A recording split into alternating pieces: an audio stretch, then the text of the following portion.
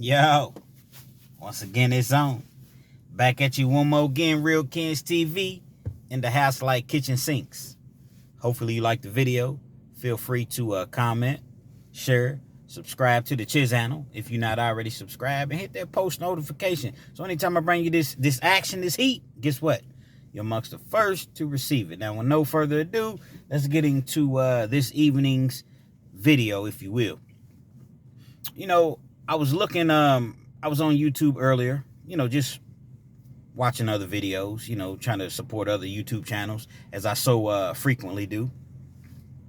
And I noticed that a lot of the YouTubers, especially the smaller channels, it's all about booty bandits. Booty bandits this, booty bandits that. I saved such and such from the booty bandits. And booty bandits are painted, if you will, to look like monsters, to look like the Incredible Hulks, to look like gorillas.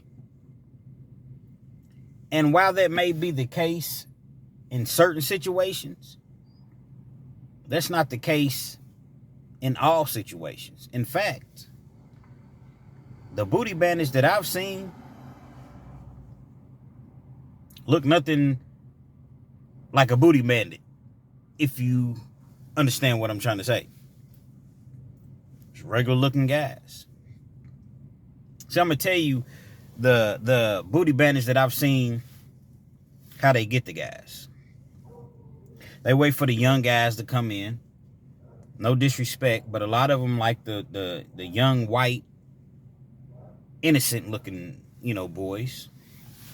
Not saying that that's it, but I'm just saying that's what I've seen. I'm only going off of what I've seen. So again, no disrespect to anyone. I love everybody, but I'm trying to paint a picture for you all. So y'all vibe with me. You know what I mean? Vibe with me. So, the young white dude comes into the cell. Now he's already intimidated because when he first walks in, you got maybe 100 guys in the dorm. And 40 or 50 of them is yelling as soon as he walks in. They screaming and yelling and clapping and, yeah, there he is, that's him. Yeah, that's the one we seen. We gonna get him. Wait till the lights go out.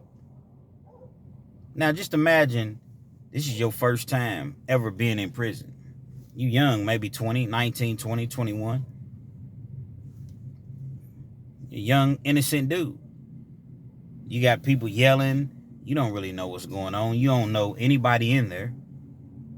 So you walking, it's like a big army barracks. You got 50 beds on one side, 50 beds. You call them racks in prison. So you got 50 racks on one side, as I mentioned, 50 racks on the other side. It's a big, long walkway.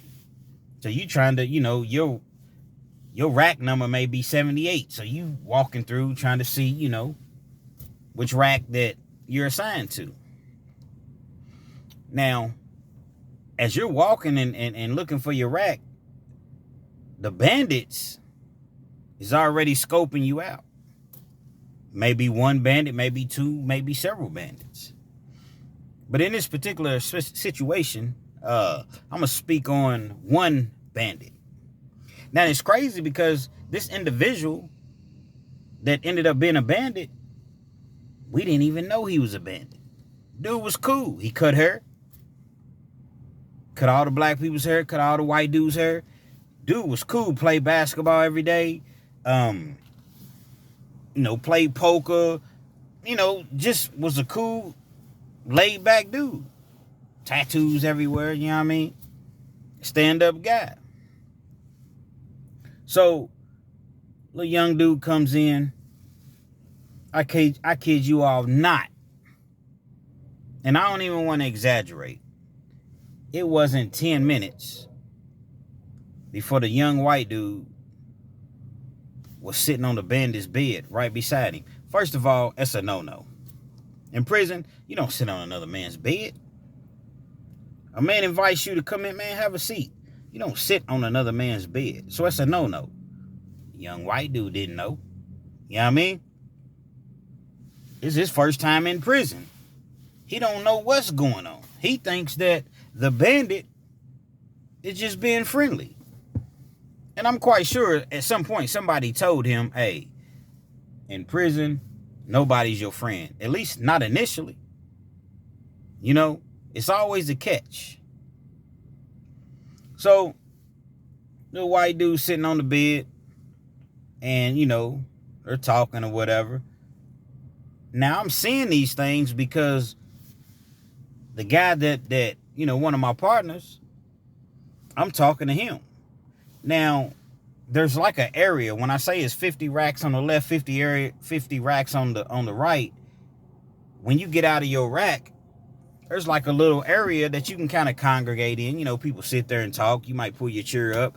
You know, your partner, whoever may pull their chair up. So it's like a little area. It's a little space, you know, that you have. So I'm at my partner's area, and we talking. And I don't, you know, we probably talking about the game. I'm a Dallas Cowboy fan. He's a New York Giants fan. So, you know, I used to go over there and, you know, we'd be talking and just talking, you know, trash about our teams and so forth.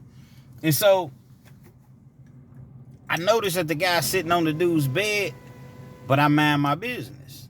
I'm not really paying it no mind because remember what I said. I didn't even know that the dude was a bandit anyway. So it really wasn't anything out of the norm for me. So as time goes on, you get up and you see you don't get up. The white dude gets up, walks to the bathroom. When he goes to the bathroom, he comes back. He shaved his whole face. His whole face is smooth. I'm talking about like a baby, just smooth. The entire face is smooth. When he first came in, you know, he didn't have a big beard, but, you know, he had a little mustache, a little small goatee, you know what I'm saying? I don't even think it connected. He just had some hair on his chin, you know how it is when you trying to grow your hair or whatever. But he comes back, whole face is shaved. Still not thinking anything. I guess I'm green at this point, and I done been locked up several times. So at this point, I'm green, but I don't necessarily want to say that I was green because I really mind my business and I seen it, but I really wasn't paying too much attention to it. You know. So I'm sitting there, me and my partner, we chilling. We probably fixed us something to eat, you know. Sitting there, we playing chess. That's what we was doing. We was playing chess, talking crazy about our teams, you know, we eating or whatever. Everything's cool. Once the lights go off, I want to say about 10 o'clock. They turn the lights off. Now the TVs and everything's still on, but they turn the lights off. They dim the lights. So when they dim the lights, it's just considered quiet time. You're not, keep the noise down. You got to turn the games in. When I say the games, the chessboard, the, dominoes, the cards. Well, actually, you couldn't have cards where we was at. Because where I was at, it's called the Rotary Farm, the fish tank. You just go there, get processed. You may be there for a month. You may be there for 5 months, depending on, what level that you are, that you get classified as, and where you're going to. So you get processed there, and at that point, once you're processed, you get sent off to where, whatever facility that they're going to send you to when the bed's available. So, it's 10 o'clock, quiet time, games and everything's turned in. Next thing I know, I see both of them, the bandit and the young white dude, walking to the shower. They both have their boxers on. They got their towels with them. Their little soap dish or whatever. Walking to the shower. The shower's in the very back of the cell. So at that point, you see it. It's like, whoa, what the heck? What's going on? Dudes on that? People's looking around like, damn, dudes on that? Now, when I say on that, that's meaning like, that guy's with that? That's what he's about? Going to the shower with a young anybody. So what's so crazy? Now check this out, y'all. What's so crazy is that when they went into the shower, they had 3 dudes that was watching out. That was kind of like standing around the shower. Because the showers are open showers. It's not like individual showers. So when you go into the shower, this particular facility, or dorm rather, I want to say they had maybe 5 or 6 shower heads. So when you walk inside, it's a nice, it's not that big of an area, but it's big enough for 5 shower heads.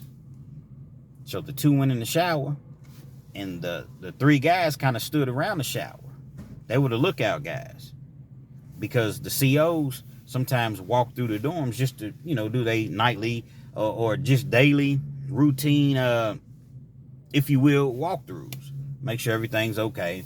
Make sure they don't smell smoke. Make sure ain't nobody dead. Make sure, there's not a poker game going on, because like I said, there you can't have cards. So they're looking for all of these things. Now, the showers, you can see when a person's in the shower, but there's like a, you can only see probably from their waist up, because it's like a concrete wall that's maybe, I don't know, 3-4 feet high, if you will, give or take. So you can see somebody in the shower. You know how you in the shower washing up, and I'm demonstrating how you in the you know how you do, and singing and carrying on when you're in the shower. So you can tell that somebody's in the shower, but see what happens is they turn all the showers on. So even though it's only 2 of them in the shower, they turn all the shower heads on. So when they turn the shower heads on, it's hot. They turn it all the way up to where, as hot as it can go. So I know you all thinking like, why would they do it? It steams the windows up. So now you can't see anything. Yeah, you may see like small, like shadow-like silhouettes. You can tell that somebody's in there, but you really can't see. Plus, you ain't staring in the shower anyway. You know what I mean? But I'm simply saying you can still tell that somebody's in there, but you can't just directly see through the shower. So they're in there, I don't know, maybe 20 minutes, 30 minutes. And they come back out as just, everything's normal. And this is just the first time. This happened several different times. And so everybody's looking at dude like, man. Nobody said a word to him, though. He was still cool with people. He was still cutting people's hair. He was still, just everything that he was doing. Just every night they went in that shower together. Now, as a result of them taking showers and, I'm guessing that was his boyfriend. They ate together. So whenever the young dude ate, well, the bandit, whenever he ate, guess what? The young dude ate. In prison, eating is real, real big. Because you may eat, breakfast may be at this particular place, breakfast maybe 4:30 in the morning. Then you're going to eat lunch at about 10:30 or 11 o'clock. Then you're going to eat dinner at about 4, and you don't eat again until 4:30 in the morning for breakfast. So if you don't have anybody sending you money, or you don't already have your own money on your account, or, man, it's very, very difficult. You're going to starve. You're going to starve. And even when you do eat in the chow hall, the food is terrible. So you have to imagine that you have guys that's cooking any and everything that you can possibly think of. I'm going to show you all how to do a prison pizza. One of my upcoming videos is going to be how to do a prison pizza, making the crust out of noodles. I'm going to show it to you. But nevertheless, you got guys cooking spaghetti, salmon, pizza, as I just mentioned, barbecue chicken, jack mackerel, chili dogs, cheeseburgers, anything that you can basically cook out here, you can cook in there. So just imagine it's 7, 8 o'clock. Your stomach is rumbling. You hungry, you starving. And you smelling all this food and you don't have anything. It gets tough. Yeah, I've been there. It gets tough. Then they're trying to prepare their meals. So, there's certain shows that are automatic in prison. Certain shows come on, Snowfall, what else? Animal Kingdom, all of those shows back then. Guess what? It was automatic. One TV, but it's already a given. The football game, all of you watching it. So you're trying to have your meal prepped and ready and your chair set up. You see what I'm saying? You got your chair with your ID in it, or your state coat. You know what I'm saying? Basically, this is my chair. Don't nobody take it. You've been to prison, you definitely understand. If you haven't, that's, chairs, or you subject to get your wig split if you sit in somebody's chair. You know what I mean? Or you can sit in a chair, but when they come, it's time for you to get up. But at any rate, the young dude, he's eating every time the bandit eats. He's cutting his hair. He's shaving his face. He's making sure that, that's his little mama. The way that he wanted him, the way that he liked him, the way that he was. So that's just one example of a booty bandit. A booty bandit is not always a big 6'2", 6'3", cut up gorilla stomping through. Nah, man. Nah. Wasn't forceful. I didn't see him being forceful. Wasn't loud, wasn't he? Dude was just with it. He didn't force the dude to do anything. I don't know if it was just that the guy was afraid. I don't know if he just... I don't know what it was. But that's a prime example of a booty bandit in prison. So if y'all have kids, brothers, and unfortunately they have to go and do some time, they need to be mindful and be aware of that. Because people will slide up under you, and guess what the first thing they're going to say? Got me one. Real Kens TV. Hopefully you liked the video. Feel free to comment, share, subscribe to the channel if you're not already subscribed, and hit that post notification so anytime I bring you this heat, this action, guess what? You're amongst the first to receive it. Real Kens TV.